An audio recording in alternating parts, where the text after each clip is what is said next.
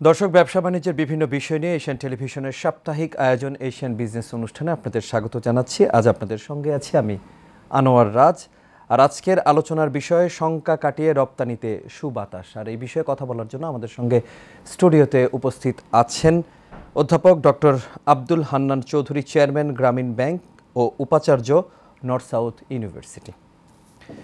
Sir, আপনাকে স্বাগত জানাচ্ছি আমাদের আজকের এশিয়ান বিজনেস অনুষ্ঠানে। শুরুতেই যে বিষয়টি আমরা নির্ধারণ করেছি সেই বিষয়টি নিয়ে একটু কথা বলতে চাই। শঙ্কা কাটিয়ে রপ্তানিতে সুবাতাস। রপ্তানির বিষয়ে যেহেতু কথা বলবো, আমি একটু তথ্য দিতে চাই শুরুতে। সেটি হলো ইপিবির তথ্য অনুযায়ী 2024 এবং 25 অর্থ বছরের জুলাই থেকে অক্টোবরের মধ্যে রপ্তানির 10.80% বেড়ে 15.78 বিলিয়ন হয়েছে, যা গত অর্থ বছরের একই সময়ে ছিল $14.24 বিলিয়ন। রপ্তানিতে এই ধরনের পরিবর্তনকে কিভাবে দেখছেন আপনি?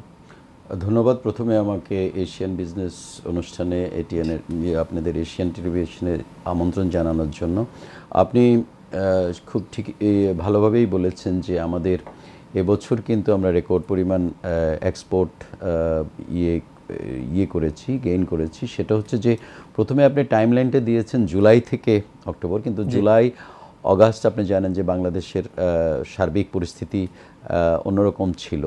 সেই সময় কিন্তু একটু ডিক্লাইনই ছিল, কিন্তু পরবর্তীতে এই অগাস্ট পরবর্তী যেই আমাদের অর্থনীতি বিশেষ করে এক্সপোর্ট সেক্টরে যেটা করেছে সেটা অবিস্মরণীয় আমি বলবো। কারণ এরকম একটা সময়ে যখন আপনি একটা 2 থেকে 2.5 মাস 3 মাস আপনি একটা অন্য ধরনের পরিস্থিতি গিয়েছে রাজনৈতিক এবং অস্থিরতা, সেক্ষেত্রে আপনি জানেন যে আমাদের একটা ফরেন কারেন্সিরও ছিল ইম্পোর্ট এবং অন্যান্য ক্ষেত্রে ক্রান্তিকালে, কিন্তু আমাদের দেশের ইন্ডাস্ট্রির চাকা ঠিকমতো ঘুরিয়ে আমরা কিন্তু আমাদের এক্সপোর্ট আর্নিংটা রেকর্ড পরিমাণ বাড়িয়েছে। এবং এবার সবচেয়ে ভালো দিকটা হয়েছে যে আমাদের ফার্মাসিউটিক্যাল এক্সপোর্টে কিন্তু অন্য ধরনের সংযোজন হয়েছে। এবং আপনি যদি জানেন যে এবার রপ্তানি উন্নয়ন ব্যুরো কিন্তু আমাদের হ্যান্ডিক্রাফটসের প্রোডাক্ট, এবং সেই জন্য তারাকে হ্যান্ডিক্রাফটস প্রোডাক্টকেও কিন্তু অন্যভাবে দেখেছেন। তো আমরা গতানুগতিকভাবে আমরা সবসময় জানি যে বাংলাদেশ রেডিমেড গার্মেন্টসের এক্সপোর্ট দিয়ে কিন্তু বৈশ্বিক বাজারে আমাদের এক্সপোর্ট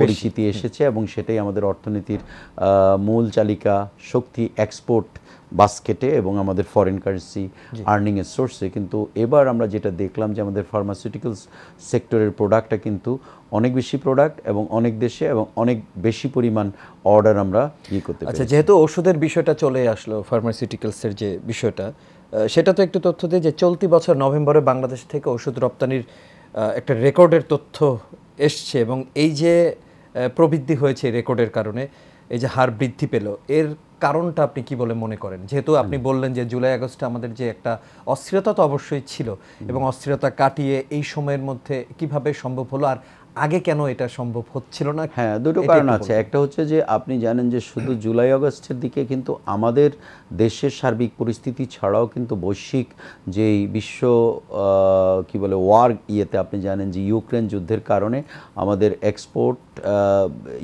হিট পড়েছিল, বিশেষ করে যে ট্রান্সপোর্টেশন এবং ট্রান্সশিপমেন্টের জন্য যে রুটটা ব্যবহার করা হতো, সেখানে আমাদের কিন্তু ইউএস এবং ইউরোপের বাস্কেটে যে কোনো এক্সপোর্টে কিন্তু এক ধরনের আঘাত পড়েছিল ট্রান্সপোর্টেশন কস্টে। ফলে অনেক বায়াররা অন্য দিক থেকে রেডিমেড গার্মেন্টসে অন্যান্য প্রোডাক্ট গিয়েছে। এখন আপনি যেটা খুব ভালোভাবে বলেছেন যে কিভাবে আমাদের ফার্মাসিউটিক্যাল সেক্টরে এই রপ্তানিটা বাড়লো। আসলে ফার্মাসিউটিক্যাল সেক্টরের যে একটা সম্ভাবনা আছে সেটা আমরা বহুদিন থেকেই বলে আসতেছিলাম যে বাংলাদেশ এখন প্রায় 140টা দেশে ফার্মাসিউটিক্যাল প্রোডাক্ট কিন্তু এক্সপোর্ট করে। এটার জন্য এটার বেনিফিটটা আপনি কোথায় দেবেন? এটার বেনিফিটটা হচ্ছে যে আমাদের ইন্ডাস্ট্রি ফ্লোরের মধ্যে কিন্তু অনেক চেঞ্জ এসছে, আধুনিক যন্ত্রপাতি এবং ইন্ডাস্ট্রির আধুনিকরণ, এবং অনেকগুলো ইন্ডাস্ট্রি তাদের ক্যাপাসিটির ক্ষেত্রে অনেক ধরনের ক্যাপাসিটি বাড়িয়েছেন। সেই কারণে ফার্মাসিউটিক্যাল ইন্ডাস্ট্রিগুলো কিন্তু ওই ধরনের লেবার বেস ইন্ডাস্ট্রি না। শুধু বলবো যে লেবার বেস যতটুকু, তার চেয়ে তার টেকনোলজি অ্যাডপশন সেটা ছিল সবচেয়ে বেশি মানে আপনি গুরুত্ব দেওয়ার কথা, যে যদি আপনি ওই ধরনের ইন্ডাস্ট্রি ফ্লোর বাড়াতে পারেন, আপনার টেকনোলজি আপনার প্রোডাকশন ক্যাপাসিটি বা প্রোডাক্টিভিটি অনেক বাড়িয়ে দেয়। ফলে আমাদের প্রোডাকশনের ক্যাপাসিটি বেড়েছে এবং সাথে সাথে আমাদের যেহেতু প্রোডাকশনের ক্যাপাসিটি বেড়েছে, আগে হয়তো অর্ডারটা ছিল কিন্তু আমরা সেই পরিমাণ অর্ডার মিট করতে পারতাম না বলেই কিন্তু আমাদের ইন্ডাস্ট্রি সেক্টর সেই অর্ডারগুলো ধরতে পারতো না। কিন্তু এবার আমাদের যত অর্ডার এসছে, অর্ডারের পরিমাণ অনেক বেড়েছে এবং আমাদের ইন্ডাস্ট্রি সেক্টরটা সেই প্রোডাকশনটা ডেডলাইনের মতো মিট করে আপনার ফরেন কারেন্সি প্রোডাকশনের কথা যেহেতু আপনি বললেন, আমি যেটা জানতে চাই সেটা হলো যে, এবং আমার দর্শক যারা আছে তারাও হয়তো জানতে চায়, প্রোডাকশনের ক্ষেত্রে কাঁচামাল তো একটা গুরুত্বপূর্ণ ভূমিকা পালন করে। তা আপনি কি মনে করেন যে আমরা কি 100% তো অবশ্যই কাঁচামাল আমাদের দেশে উৎপাদিত হয় না, কাঁচামালের ক্ষেত্রে মানে আমি জানতে চাচ্ছি যে এই ক্ষেত্রে কি সরকারি কোনো ধরনের ট্যাক্স কমানো বা কাঁচামাল আমদানির ক্ষেত্রে কোনো বিষয়টাকে আপনি জানেন? আপনি খুব সঙ্গত একটা কথা বলেছেন যে এক্সপোর্ট ভলিউম শুধু বাড়লেই যে দেশের মধ্যে ফরেন কারেন্সি থেকে যায় তা না, কিন্তু যেমন রেডিমেড গার্মেন্টসেও কিন্তু আমাদের যে পরিমাণ এক্সপোর্ট কারেন্সি আসে তার একটা বিরাট অংশ কিন্তু আমাদের আবার দেশের বাইরেই চলে যায় র মেটেরিয়াল, সুতা বা কাপড় ইত্যাদি আনার জন্য। ঠিক একইভাবে ফার্মা সেক্টরে আমাদের যে কেমিক্যাল প্রোডাক্টগুলো, বিশেষ করে কেমিক্যাল এইসব জিনিসগুলো কিন্তু র মেটেরিয়ালগুলো কিন্তু আমরা অনেক অংশেই কিন্তু বিদেশের বা অন্য দেশের উপরে নির্ভর করছি।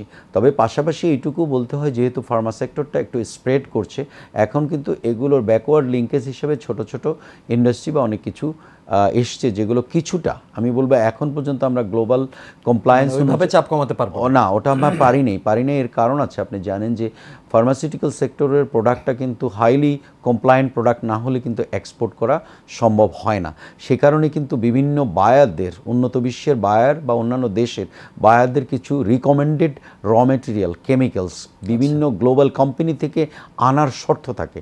সেই শর্তটা আমরা ততদিনে মিট করতে পারবো যখন আমরা ওই র মেটেরিয়ালগুলো ওই স্ট্যান্ডার্ডে বাংলাদেশে তৈরি করতে পারবো এবং ওই ধরনের কোম্পানি বা দেশ তারা সেটাকে আবার ভেটেড করে বলবে যে আপনি এই র মেটেরিয়ালটা লোকালি কিনে বা লোকালি নিয়ে সেটা ব্যবহার করলে প্রোডাক্ট কোয়ালিটিতে কোনো রকম ইম্প্যাক্ট হবে না। তা আমরা এখন যেটা আমরা বলি যে আমাদের যে ব্যাকওয়ার্ড লিঙ্কেজ বা সাইডে যেসব জিনিসগুলো করতে হবে, আমরা একটা ভার্টিক্যাল গ্রোথ করলে হবে না, আমাদের একদম মানে হরাইজন্টালিও যেতে হবে এবং সেটা করতে গেলে যেই আনুষঙ্গিক জিনিসগুলো দরকার হয় একটা প্রোডাকশন সিস্টেমে, সেই জায়গায় কিন্তু আমাদেরকে লক্ষ্য দিতে হবে। তাহলে আপনি একসময় দেখবেন যে আজকে যেই এক্সপোর্ট বা ভলিউম আমরা মনিটারি ফিগারে যেটা বাড়াচ্ছি, সেই মনিটারি ফিগারে বাড়ালেও হবে না, আমার দেশের জন্য অর্থনীতি খাতে যেটা সুবিধা হবে যে আপনি দেশীয়ভাবে একেবারে যেটা র মেটেরিয়ালগুলো দেশে সহ আপনি যখন করতে পারবেন, যেটাকে আমরা বলি একদম ইন্ডিজিনিয়াস প্রোডাক্ট, আপনার নিজের তৈরি সকল কিছু, কিন্তু আমরা সেই জায়গায় রেডিমেড গার্মেন্টস বা অন্যান্য ইয়েতে নাই। জি স্যার, আমরা গার্মেন্টসের বিষয়ে কথা বলবো, পোশাক শিল্পের, এবং কিছুদিন আগে কিন্তু শ্রমিক অসন্তোষের একটা বিষয় ছিল, সব বিষয় নিয়ে কথা বলবো। তবে একটা বিরতির সময় আছে, বিরতি নিয়ে ফিরে এসে এই বিষয়ে আপনার সাথে কথা বলছি। দর্শক, এশিয়ান বিজনেস অনুষ্ঠানের সময় হলো একটা বিরতির, ফিরছি একটু পর, আমাদের সঙ্গেই থাকুন।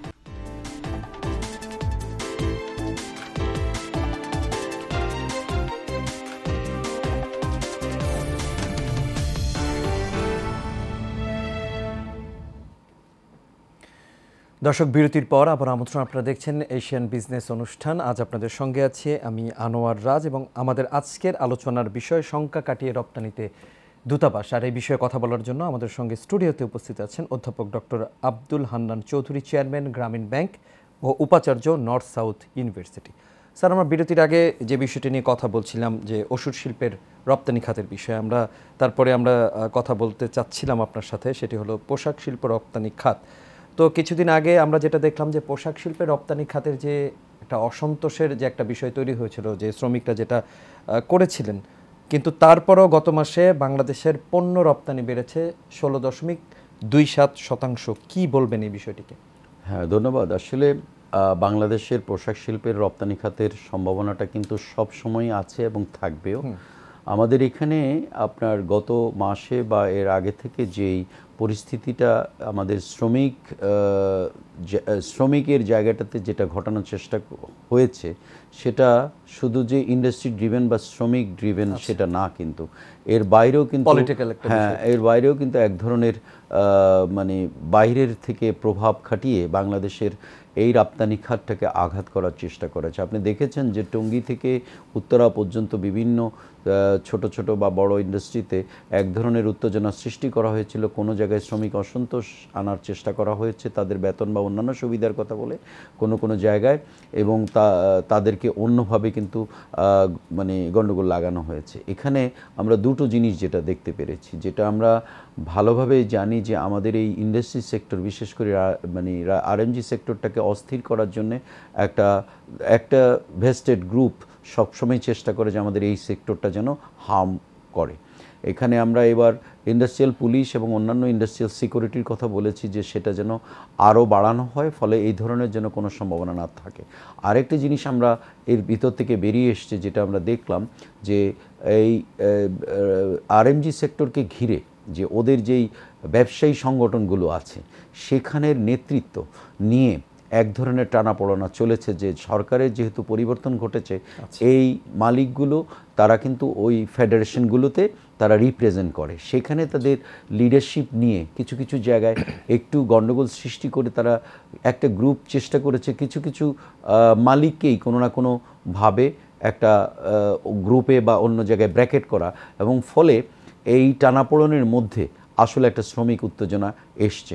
এবং সেই হিসেবে আপনি জানেন যে কিছু আইনি ব্যবস্থা এবং কিছু কেস বা কিছু ছোটোখাটো এগুলো হয়েছে, সেগুলো করতে গিয়েই আমরা যেটা জেনেছি বিশ্ব সূত্রে এবং পুলিশ এবং অন্যান্য সূত্রে, যে এগুলোর মধ্যে কিন্তু এক ধরনের লিডারশিপ ক্রাইসিস নিয়েও কিন্তু ক্রাইসিস ক্রিয়েট হয়েছে, যে এই সংগঠনগুলোর মধ্যে কে নেতৃত্ব দিবে, এবং সেটা নিয়ে ইন্ডাস্ট্রি ভার্সেস ইন্ডাস্ট্রির মধ্যে একটা কলিশনে যাওয়ার চেষ্টা করা হয়েছে।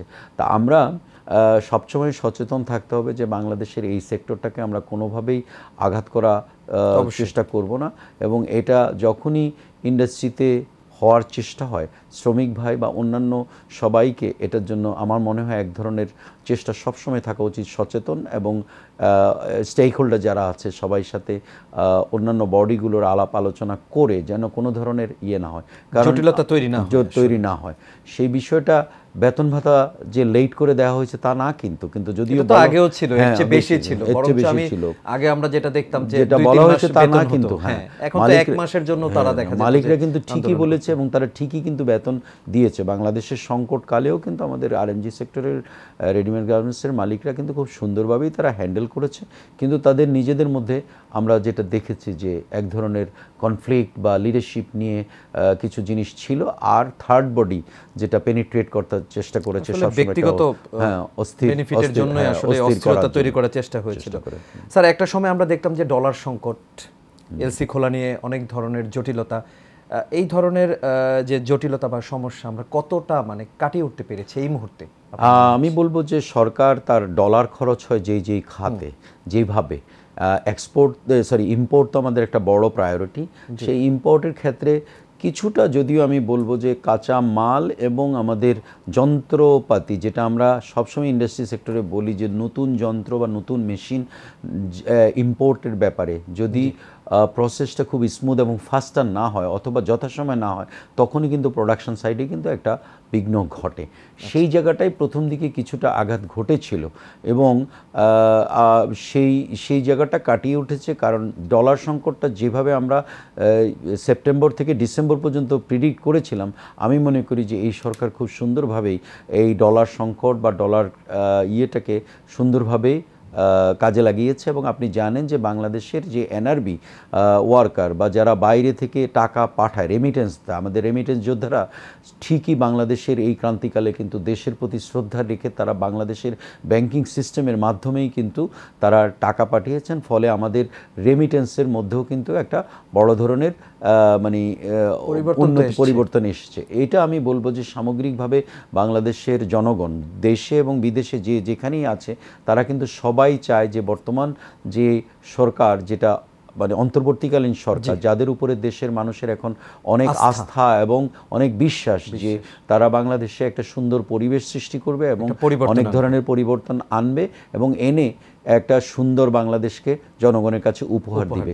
সেই ক্ষেত্রে আমার কাছে মনে হচ্ছে যে সার্বিকভাবে আমাদের দেশের আপামর জনতা দেশে বিদেশে এবং আমাদের শ্রমিক ভাইরা বিশেষ করে যারা কষ্ট করে টাকা আর্ন করে, তারা কিন্তু সেই জায়গাটা শ্রদ্ধা রেখে তারা কিন্তু রেমিটেন্স পাঠানোটাকে সুন্দরভাবে আমি মনে করি যে তারা একদম ফোকাস হইতে তারা সেটা করেছে এবং একদম মানে সুন্দরভাবে তারা এই কাজটি সম্পাদন করতে পেরেছে। স্যার, আমরা আরেকটা বিষয় নিয়ে একটু কথা বলতে চাই, সময় একটু কম, আমাদের বিরতিতে যেতে হবে। সেটা হলো কর্মসংস্থানের যে বিষয়টা। যেহেতু আমরা পোশাক খাতে এবং ওষুধ শিল্পে দুই জায়গায় কিন্তু কর্মসংস্থানের দারুণ একটি সুযোগ আছে।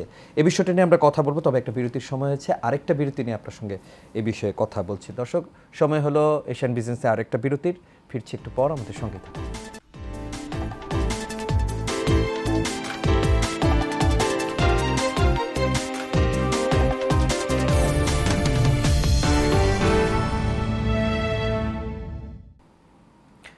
দর্শক, বিরতির পর আরও একবার আমন্ত্রণ। আপনারা দেখছেন এশিয়ান বিজনেস অনুষ্ঠান। আজ আপনাদের সঙ্গে আছি আমি আনোয়ার রাজ। আর আজকের আমাদের আলোচনার বিষয় শঙ্কা কাটিয়ে রপ্তানিতে সুবাতাস। এই বিষয়ে কথা বলার জন্য আমাদের সঙ্গে স্টুডিওতে অতিথি হয়ে উপস্থিত আছেন অধ্যাপক ডক্টর আব্দুল হান্নান চৌধুরী, চেয়ারম্যান গ্রামীণ ব্যাংক ও উপাচার্য নর্থ সাউথ ইউনিভার্সিটি। স্যার, আমরা কথা বলছিলাম কর্মসংস্থান নিয়ে। কর্মসংস্থানের বিষয়টি, যেহেতু আমরা জানি যে রপ্তানিমুখী যে শিল্পগুলো, তার মধ্যে কিন্তু পোশাক শিল্প অন্যতম বাংলাদেশের। এবং এখানে আমি যদি ভুল না করি, এখানে শ্রমিকের যে বিষয়টা এবং কর্মসংস্থানের বিষয়টা আমরা পর্যাপ্ত লক্ষ্য করতে পারি। কিন্তু ওষুধ শিল্পের, যেটা আপনি বিরতির আগে আমার সঙ্গে কথা বলছিলেন অফেয়ারে, যে এইটার জন্য কিন্তু লেবার, স্কিল লেবার, ওই ধরনের কর্মসংস্থানের জন্য লোক দরকার হয়। তো সেইটা তৈরি করার জন্য এই ধরনের স্কিল লেবার, সেটা তৈরির ক্ষেত্রে আসলে কি ধরনের পদক্ষেপ আমরা গ্রহণ করতে পারি?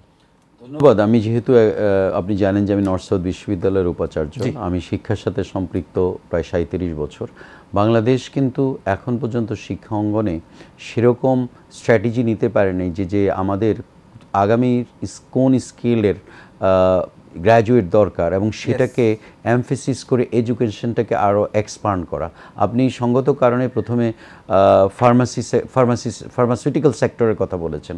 আমরা যারা শিক্ষক, আমরা যারা প্রতিষ্ঠান চালাই, আমরা বাংলাদেশের ফার্মাসি শিক্ষাটাকে বা সায়েন্স এবং টেকনোলজি শিক্ষাটাকে আরও অনেক এক্সপান্ড করার কথা বলছি এবং স্ট্র্যাটেজি নিয়ে করার কথা বলছি, weather it is in private university অথবা এটা একটা গভর্নমেন্ট বা অন্য যে কোনো ব্যবস্থায়। কিন্তু আমরা সেটাকে কি করলাম, আমরা সেগুলোকে সংকুচিত করার জন্য অনেক গভর্নিং বডি, অনেক গভর্নেন্সের জায়গাটা বসিয়ে দিয়েছি। ফলে বাংলাদেশের শিক্ষা প্রতিষ্ঠান যেগুলো গ্র্যাজুয়েট তৈরি করবে সেখানে কিন্তু রেস্ট্রিকশন দিয়ে রাখা হয়েছে যে নাম্বার অফ গ্র্যাজুয়েটস ফার্মাসিতে ভর্তি করাতে পারবেন না এতজন। এইভাবে করে বাংলাদেশের এই কিছু কিছু ক্ষেত্রে আপনি যে প্রপার গ্র্যাজুয়েট তৈরি করবেন, সেই গ্র্যাজুয়েটে যাদের সম্ভাবনা আছে যেসব প্রতিষ্ঠানের, তারাও কিন্তু সেইভাবে প্রডিউস করতে পারে না। ফলে আমরা যেটা দেখছি যে যেই গ্র্যাজুয়েট আমরা তৈরি করি তারা কিন্তু বৈশ্বিক বাজারেও কিন্তু চলে যাচ্ছে, কিন্তু আমার লোকাল মার্কেটে কিন্তু শর্টেজ পড়ছে। আমি এই ব্যাপারে বলবো যে রাষ্ট্রকে এবং এই সমস্ত যারা মানে কন্ট্রোলিং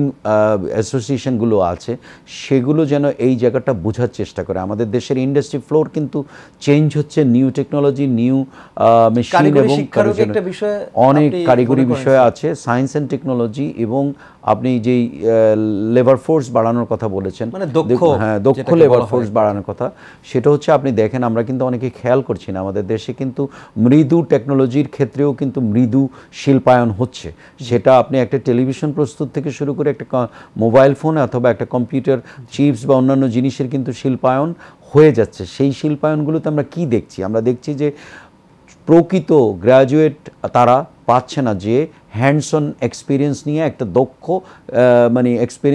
দক্ষ ইঞ্জিনিয়ার, দক্ষ সফটওয়্যার ইঞ্জিনিয়ার অথবা সিএসসি গ্র্যাজুয়েটস অথবা টেকনোলজি গ্র্যাজুয়েটস তারা থাকবে, তারা কিন্তু ওই ইন্ডাস্ট্রিগুলোতে যাওয়ার মতো যোগ্যতা বা চাচ্ছে না। এর মূল কারণ হচ্ছে যে আমাদের শিক্ষা কার্যক্রমে এখনও কিন্তু অনেক ঘাটতি আছে, যেগুলোকে আমরা আরও অনেক বেশি ওপেন করতে চাই, যে ফলে আমরা যেন বেশি করে স্কিল গ্র্যাজুয়েট তৈরি করতে পারি, যাদেরকে নিউ টেকনোলজি এবং নিউ ইনোভেশন এবং নিউ আমরা আনতে পারি। সেক্ষেত্রে আমি বলবো যে শিক্ষার অঙ্গনের সাথে জড়িত একজন ব্যক্তি হিসেবে আমি বলবো যে আমাদের হায়ার এডুকেশনে আরও বেশি ফ্লেক্সিবিলিটি আনতে হবে, এবং যেই ফ্লেক্সিবিলিটির মাধ্যমে শিক্ষা প্রতিষ্ঠান ভার্সেস প্রতিষ্ঠানে দেখবেন যে নানান ধরনের স্কিল দিয়ে বাচ্চাগুলোকে তৈরি করবে, ফলে তারা কিন্তু মার্কেটে, ইন্ডাস্ট্রি ফ্লোরে যেতে পারবে।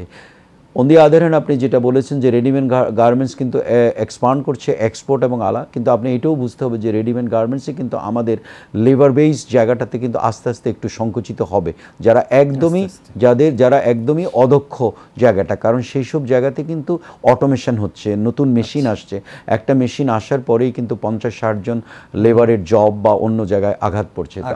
আপনার প্রোডাক্টিভিটি বাড়াতে হলে কিন্তু কোনো অল্টারনেটিভ নাই নতুন প্রযুক্তি ছাড়া, কিন্তু আপনার এই গ্র্যাজুয়েটদেরকে অথবা এই স্কিল অদক্ষ ব্যক্তিবর্গকে বা অদক্ষ জনগোষ্ঠীকে আপনি দক্ষ করার জন্য কারিগরি শিক্ষা এবং অন্যান্য শিক্ষায় যেই ধরনের দরকার আছে সেটা আমাদেরকে আরও অনেক ভালোভাবে এগিয়ে নিতে হবে। ধন্যবাদ।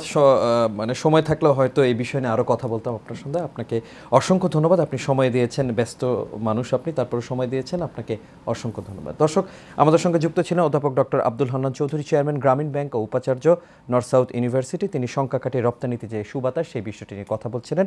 আপনাদেরকে অসংখ্য ধন্যবাদ আমাদের সঙ্গে থাকার জন্য। আর এশিয়ান বিজনেস অনুষ্ঠান আগামী পর্বে আবারও দেখা হবে। সে পর্যন্ত সবাই ভালো থাকুন, সুস্থ থাকুন এবং নিরাপদে থাকুন।